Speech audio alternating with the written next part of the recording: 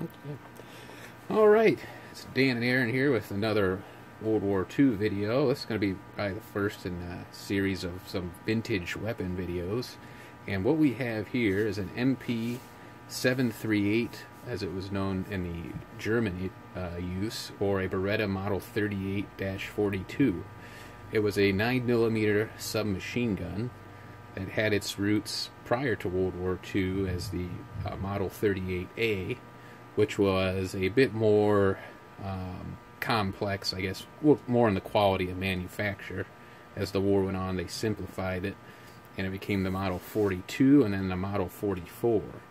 Now, this gun came from International Military Antiques, and it has been demilitarized, and it can no longer fire.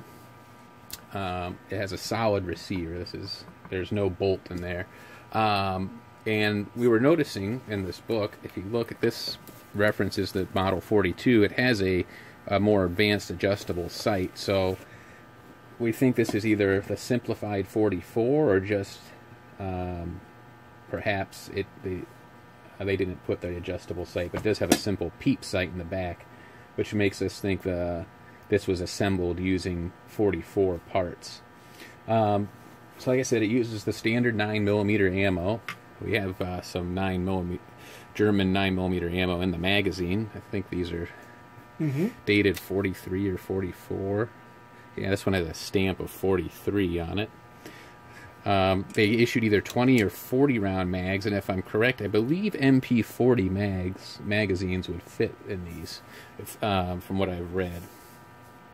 They were really well liked by both the Germans and Italians. They had a relatively low rate of fire of 400 rounds a minute, so it was pretty accurate. And one of I think the most unique features is that it has two triggers, one for auto and one for semi-fire, which is just a lot different than your typical selector switch on most weapons. These continued to be used even after World War II by the Germans. When the West German border forces were formed, they requested MP40s, as a lot of Wehrmacht veterans had enlisted in the post-German border guards. But the MP40s weren't available, so they ordered new batches of these from the Italians, and they were manufactured till 1975, I believe. So it's a pretty simple, neat little gun. It's really well balanced. It's got some weight to it. Yeah, it is heavy.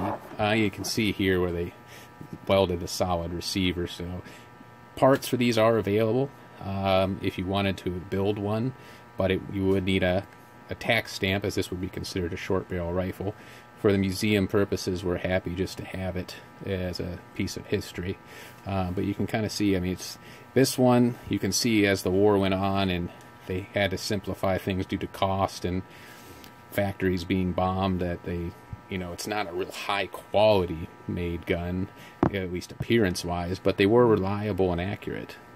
Definitely not the lowest quality either. No, by no means is it bad. You can just kind of look at it and see that it's very simple, but if you read accounts, they were really popular, and you can see a lot of German troops who served in Italy carrying these weapons. So, and if you read history of it, it's really held in high regard in comparison to some other Italian weapons. A lot of times Italian weapons in World War II get a bad rap for not being really that great, but this one stands out, and I think that speaks to Beretta. Has always had a great history of making a quality firearm. I carried a Beretta M9 pistol in the U.S. Army, and it's a great pistol, despite some people say not. I thought it was good.